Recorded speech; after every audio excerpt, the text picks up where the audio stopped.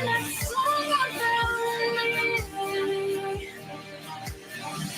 said forever, now I drive alone past your streets. Silence, silence, I still see your face in the way. Cars, front shines, can't drive us to places we used to go to.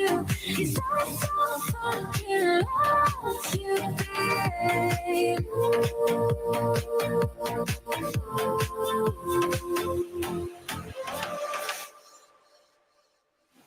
Try to leave, try to find all the things inside my mind. Oh, you will stay together. I try to push, try to... What's up, everybody? I'm Hefe Picks, and this is Off the Bat, sponsored by Pure Wage. We have Alpha Dog in the house. We have BB in the house. It is Monday. Happy Monday, fellas. How we doing? How's everybody's weekend? Good weekend. Excited to be here. Not as excited about the MLB slate today, but we will have a good show for you guys. A little bit of a small slate, 6 games, but there is some value on the board. BBB looking fresh. How are you? Yeah. We got a new week, new money, and we got 6 games to win some money on. So excited to dive into this slate. I think we got some money-making opportunities today. Love it, love it. New haircut? Agree, man. New hair. No, looks like BBB I got a all haircut. of them Looking cut. good. Not Looking just good. one. Looking good. Hefe, how are you, sir? Doing great, man. It was a great sports weekend. We had good games in the NHL, good games in the NBA, good game in the NBA, I should say. Solid MLB. Yankees have won 6 in a row. Mets took split a series in LA. Some good games on today, even though a small slate, like BBB just mentioned. Still a lot of opportunities to make some money, guys. Let's start the week off right. Let's do it. Let's do it. You want to tell the people who we're sponsored by? I'll do it again. We're sponsored by Pure Wage, man. If you don't know about him, make sure you find out about him. Pure Wage 5 on Twitter. I do believe he will have a boost, everybody, tonight. I don't want to give it away, but I will let everybody know that he has a boost. If it gets announced by the end of the show, we will let you know. And if it doesn't, we will let you know. Love it. Love it. All right, boys. Y'all want to dive into it? Let's do it, man. Let's get right into it. 6 games. Going to go probably through them all, or maybe 5 out of 6, but knowing the man in the back, we're going to go through every single one of them. And the first one on the slate is D-backs Reds. This is Bumgarner and Green on the mound today. 2 guys that if you just look at numbers, it looks bad. But if you dig into it a little bit deeper, Green is the most 100-mile-an-hour pitchers this year out of anybody. Bumgarner just has not been getting support. He's been pitching good, but just not been getting support, and thus is 2-4 on the year. BBB, we'll start the Monday off with you, man. You got anything for this? Yeah, I actually do. I like this spot. Hunter Green, I think he's got potential to be a good pitcher. It just sucks that he's with the Reds right now that don't really care about your potential. They're just trying to get through the season. It kind of seems like they have no problem rushing him through things. He's shown flashes of potential. He's got the strikeout ability, but he's been wild, and he's gotten touched up in most of his starts. And both of his last starts, he's let at least 4 runs on. And but even in those starts, we've seen his ability to get those strikeouts. So he has potential. I do think he has a future in the league, but I just don't think his time is now. I'm gonna rock with Bumgarner. I'm going with the vet against the young gun here. I think getting them at plus 105 is a good line here. So I'm rolling with the D-bags. I see it the same exact way you do. Excuse me. It's kind of unfair to Hunter Green. So if you take a look at it, he's clearly not ready to be in the major leagues. And they're severely stunting his growth in the MLB. They're really hurting his future. It's kind of a shame because he has some electric stuff, but he's clearly not ready. You look at his ERA, guys, and he's sitting at a 6.2 ERA as a young kid who's throwing over 100 miles per hour on his fastball. So he's not fully there yet, and they're rushing him into it. And because of that, it's very hard to take a team like that who's a favorite. So give me the D-backs. I see it the exact same way you do. There's value on that side. Hefe, what you think? Yeah, guys, I'm with you. I'm growing with the D-backs here. Hunter Green's 22 years old, so he has a big, long future ahead of him. He's already, getting recognition in the league for being one of, if not the hardest thrower in the league. So I feel for him. He's on probably, I'd say, are they the worst team in baseball, Cincinnati Reds, record-wise? I'm not 100% sure off the top of my head. I believe they are. They're 18-35. I don't think anyone is doing much worse. I'll take a quick look, though, and verify. So keep going. Either way, I feel bad for him, but he's gonna have many years to come. I do agree. Maybe they are pushing him a little too fast, but they are not. They are not the worst team in baseball. Don't tell me. Don't tell me. Is it the Pirates? There's one team. There's one team. No, it is not the Pirates. The Pirates are 24-28. They're a decent team. It is not the Tigers. It is the Kansas City Royals. The Kansas City Royals have. Yeah, they have one less win than the Royals. Same amount of losses, so they're tied in the loss column, but they do have one less win than the Royals. All right, guys. Man in the back is saying Hunter Green props today. I actually do remember.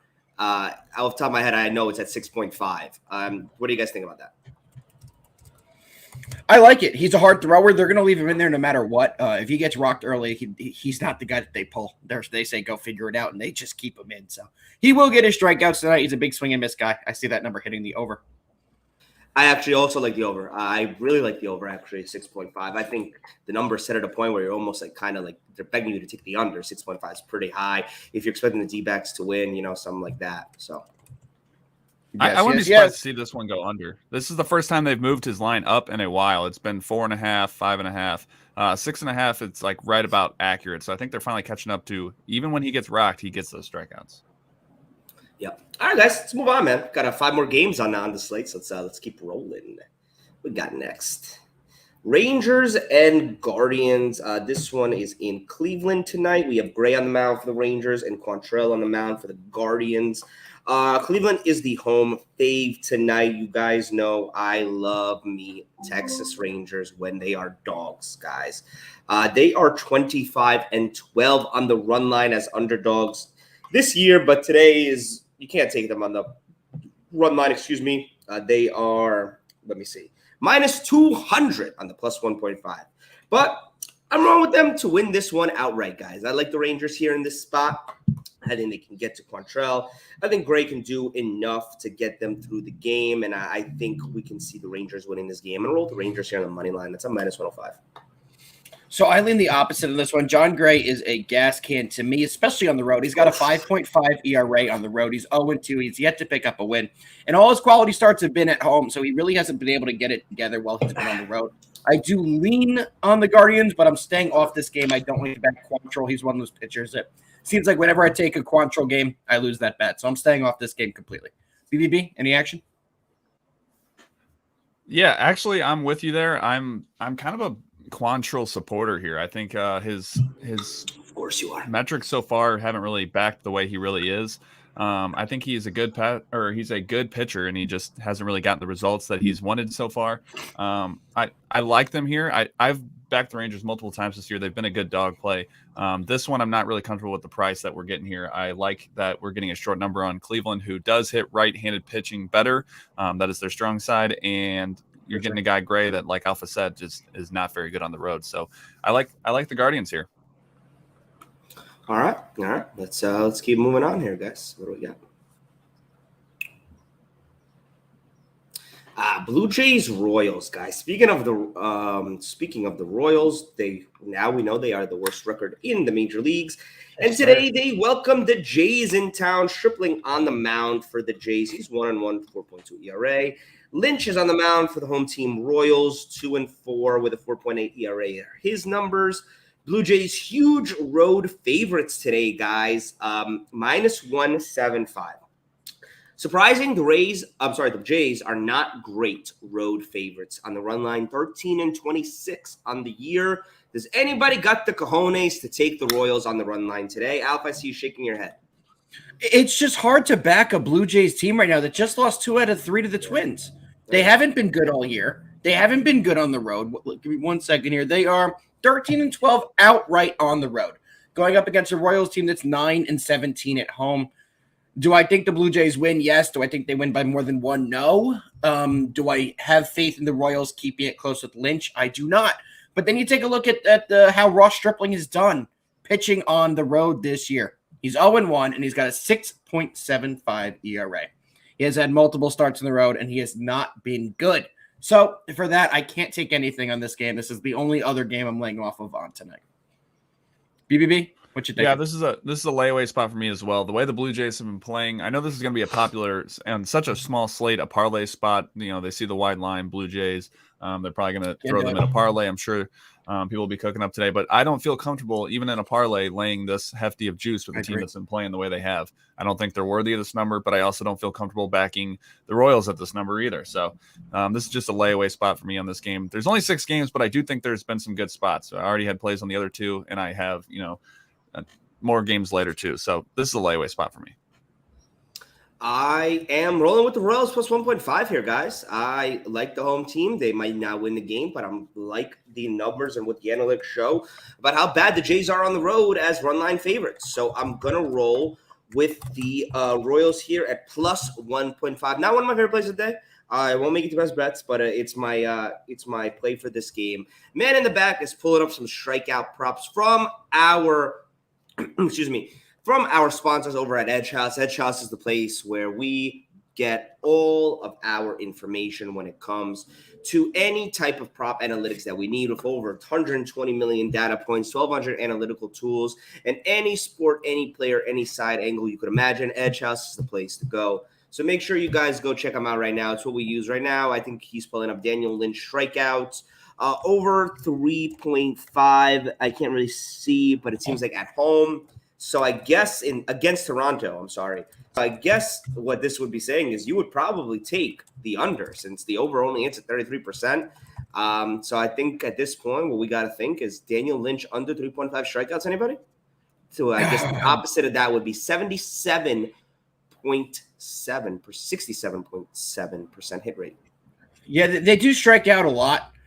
It's just something that's a total at 3.5 is not a strikeout line I usually like to take over and under. You could get on a hot inning and pick up 2 to 3, and then you're toast. Or you could have a guy really not get much. So 3.5 is not a line I usually like to play. All right. Well, anyway, shout out to Edge House, guys. It's what we use for all of our picks when it comes to anything prop related. So make sure you guys go check them out. I know I use them every single day to check out player props.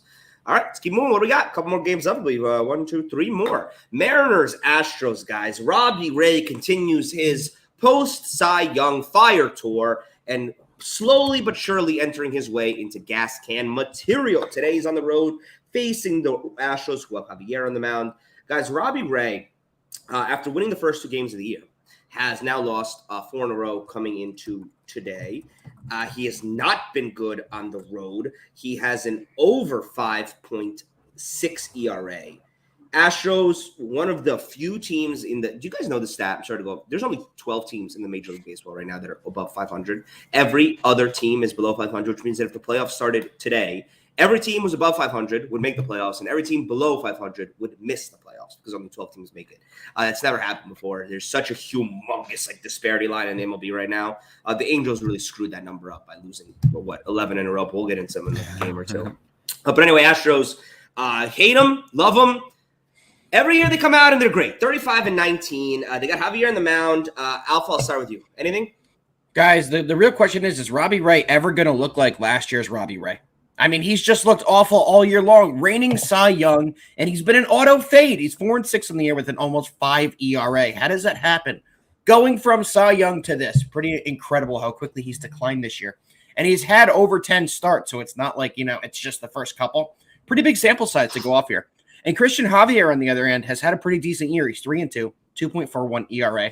But what I do like in this matchup is the under. I think we're finally going to see a decent Robbie Ray performance. He has come up big in big games previously in his career. I see him having a good one tonight against the Astros. I think Javier is going to do his thing as well. Under 8, one of my favorite plays today. What do you guys think? BB, if you don't mind, I'll go. I'm taking the Mariners plus 1.5 here. I know I love a run line, but I just think Robbie Ray has to eventually to show me some reason. He won a Cy Young last year. He can't continue to just be this bad. I like this spot. I could see a lot of people shorts Monday slate. What's the favorite thing to do? You parlay all the big faves, right? Your Astros, your Blue Jays, whatever, et cetera, et cetera, et cetera. I like the Rays in this. Oh my God, I like Robbie Ray in this spot. I like the Mariners to possibly, for once, give them a little bit of run support. Maybe they even squeak out a win here. Who knows? But Mariners plus 1.5 is my official play for this game. How about you, BB? I'm with you there. Not official for me, but I like the Mariners in this spot. I think Robbie Ray has to, he's not going to necessarily be the Cy Young pitcher he was last year, but I do think he's going to start pitching better. And when we look closer at Javier's, his starts, he's been kind of middle of the pack when you look at his like ERA and his record, but the teams he's gone against have been just absolute dumpster fires. So, I mean, Oakland, Cleveland, Texas, Washington, Detroit. He's going up. His starts have been against literally the bottom hitting teams in every category. And so I think we see a not necessarily a return to form of Cy Young from Robbie Ray, but I think we see a better outing from him. And I think Javier has to go up against a little bit better bats this time. Not great caliber, but definitely better. So I think the value is definitely with the Mariners, and we know the Astro bats, they're either going to put up 8 or 0. So I wouldn't be surprised for them to put up 0 today. We shall see. We shall see. All right, guys. Let's keep it moving. Red Sox, Angels. Let's get right to it. The Angels have lost 11 games in a row. I'm not even making that up. They have Syndergaard on the mound today, who has a deceiving 4.43 win-loss, 4.0 ERA. Walk on the mound for the Sox, 3-1, 2.4 ERA. But let me dig a little deeper for you boys. Syndergaard, 3-0 at home, sub 1.5 ERA, guys. I'll start this one off. I'm taking the Angels money line. As our friend Slam the Bookie, wherever in the world he is, would say, they are due. Syndergaard pitches way better at home than he does on the road. It's a Red Sox team that I think Waka's numbers are a little bit inflated. He ain't as good as that's supposed to be. I'm taking the Angels. Well, the whole thing with this game is Syndergaard got to come back to his pre-form before he insulted his former team, the Mets, on their combined no-hitter. Before he announced it, went on social media and said the Mets combined no-hitter wasn't a real no-hitter because it wasn't one pitcher. He was having a phenomenal year. Since that, he's been getting lit up in every single start, including 2 against New York. So since that, he's been kind of awful. His recent form has not been very good, but I do think he is able to turn it around. I think he's a very good pitcher, and he's still on a prove-it 1-year deal, and he knows, and everyone knows, he needs to have a monster year, and every single start is important to him. I'm all over the Angels here at the -125. I think they're going to snap the streak tonight, and as Hefe said, I say it almost every single Michael Wacha starts. I think he's pitching better than his talents, but if he keeps pitching how he is, I'm going to continue eating my words because he has continued to pitch well. I'm right there with you in the aspect of Michael Wacha. I think is due for the regression monster just to eat him up. I think that he's down. He's going to have a blow up start where he just lets up about 7 runs. And what better time than against the Angels, who not only are so due for a win, but their bats are starting to get going. We've seen in the last 2 games against the Phillies, the bats were not the problem. It was the bullpen or pitching. They're putting up 7, 9 runs. They just can't get, they can't close out games. They find ways to lose these games. So I think the bats continue to get going. And then on the other side, I think Syndergaard, like you said, he's been pretty rough over his last few starts. I love the over in this spot, guys. I love the first 5 over. I'm taking over 4.5 is what I got it at earlier. I think it's at over 5 now. If you can get that at plus money, still love that spot. And then, I'm taking the full game over as well. So I'm double dipping. I'm doubling down. I'm taking the over in both. I'm taking first 5 and full game. My favorite play of the day. Can we use the M word? You can use whatever word you want because this is a lock. Oh, he said Max, lock it up. Wait. I just remembered something. Are you not going to comment on my Max lock hit on Friday, the Phillies? Oh, yeah. They haven't lost yet. I was about to say, did you know they haven't lost a game since then? They haven't lost a game.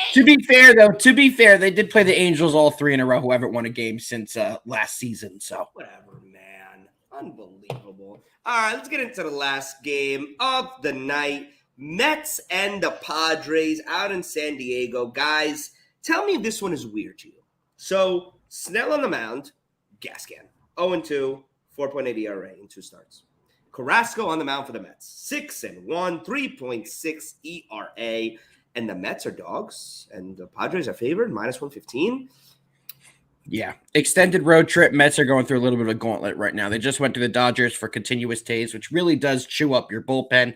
Now you have to go into a 3-game or 4-game series with the Padres. It's a tough stretch for them, but I'll kick it off, guys. I'm all over the Mets here. Carrasco's been pitching some great baseball. We all know the story about his dad finally getting to see him pitch. After 11 years, they're from Venezuela, so his dad was able to get up here and see him play. It was a really cool story. But Carrasco's a really good pitcher. He's 6-1. He's been throughout the course of his career. and he just seems to get better. I think he's going to have another big start, and Blake Snell still cannot get it down together. He has a 4.8 ERA, he's yet to get a win, 0-2 on the year. I see the Mets taking this one yet again. BBB, what do you think? Honestly, I'm on the other side. I think this is a trap and a half, and I think that Carrasco, he's been kind of getting bailed out by having he's getting the run support from the Mets, and Snell I think is due to have some better starts. He's been pitching better over time. As long as he limits the walks, I think he can definitely have a decent outing in this one. And when you look at Carrasco, he's let up like 4 runs and still gets the wins in those because he's been getting the run support from his team. It's got to be a pitcher's dream to be able to give up 5 runs within 5 innings and still come out with a win on the scorecard because your team's putting up 7 or 8. I don't think if he lets up another 5-6 runs in this game, I don't think that they're going to be able to just continually outscore teams and hope that works. Like you said, road trip, it's taxing. I wouldn't be surprised if the Padres steal an early one here in this series. I'm not going to get deep into this. And with Alpha, I'm taking the Mets on the money line. I just think Carrasco can get it done for them. I know that they're in the midst of a 10-game road trip. They have 6 more games left, 3 against Padres, 3 against the Angels. They have to be built for this. They'll figure it out. I'm not impressed with Snell. I've not been impressed with Snell for a long time. And I think Carrasco is finally coming into that form that he was his cancer diagnosis back. I agree. Indians. He's looking like that old form of himself. I'm so happy for him. He's such a great story, how he overcame that terrible disease, and he's now looking like he was pre-diagnosed, which is awesome, man. All right, guys. Well, before we get into best bets, let's do some bad beats, sponsored by our friends over at Pickett. You already know Pickett. We talk about them all the time. Let me give you a refresher. Pickett is a amazing app. We can get on there. You download the app. You make group chats with all your friends. If you use code ATSSPOT, that's ATSSPOT, you can be entered in weekly cash giveaways. People, scan the code, download the app, use the code, and you will be entered in free money, everybody. So go check them out right away. And what do we have as a bad beat? Let's see. Is this going to be a man in the back special? One of the man in the back personal losses. No, this was an alpha win yesterday. Unbelievable. This was an insanely bad beat. This is bad, yeah. I mean, this is, you know why this happened. BB, there's only one reason. There's only one explanation for this. A new freaking manager. They will never lose a game. I mean 2 outs. Anything but that would have been okay. I mean, you could have a double, something, just a couple runs would have been fine. But, a grand slam there with 2 outs, that's just a backbreaker. And then it gets worse. Like, about to see it. It gets even worse. Oh, yeah. In the 9th, it's amazing. So after taking this absolute backbreaker of a thing, they took the lead again. They took the lead in the top half. It's so 2-out rally. Yeah. Oh, is it Hoskins? 2 outs again. Yeah, Joe Madden, by the way, guys, we need to talk about something. Joe Madden is awfully close to getting the same type of situation that Joe Girardi was in. The old man in the clubhouse who just his voice is becoming less and less heard every day. But he's still new enough that I don't think that's the biggest issue there. He's not the same Joe Madden that was on that fun Rays team. He just is. He ain't the same Joe Madden that won the chip with the Cubs. Well, there's the 3-run walk-off by Bryson Stott. What an animal. Getting us the POV winner. I know, but let's also be honest. This is one of the great comebacks we'll see all year. It's unbelievable. This is one of the greatest comebacks. I mean, I don't know if there were so 7 runs with 2 outs in those. I know. Innings. It's so hard to call it a bad beat because at the same time, it's like an amazing comeback. It's a bad beat. I mean, it's a bad beat. It can be both. It was an amazing comeback, but that's usually where bad beats happen, Imagine you had plus 1.5. Imagine you had plus 1.5. You didn't even get that because it was a walk-off 3-run, not even a walk-off 1-run win. If you had the scream at us. But let's get it, guys. Wade to LeBron. Cole to Higashioka. It doesn't matter. It's best bet, boys. Let's get into it. First best bet of the night is going to be Mets on the money line, plus 105. Second play, Angels on the money line, minus 125. And third and final play, Mariners, Astros under the 8. BBB, what you got? All right, we're going to go with the Diamondbacks money line, sitting at plus money, and then we're double dipping. We're taking the Angels, Red Sox first 5 over, and then we are taking the full game over as well. Those will be our 3 plays of the day. Lock it in.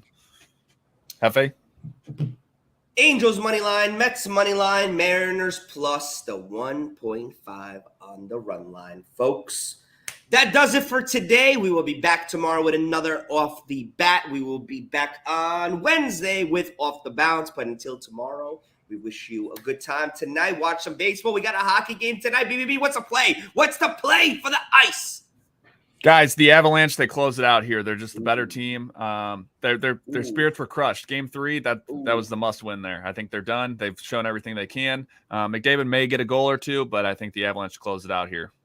Yeah, Makar over shots. Makar over shots. Take Makar over shots. He has been hitting that like crazy. He's the best defenseman. I don't even know if you call him a defenseman anymore, but he's probably the best defenseman in the league. Until tomorrow, we wish you all the best. Peace.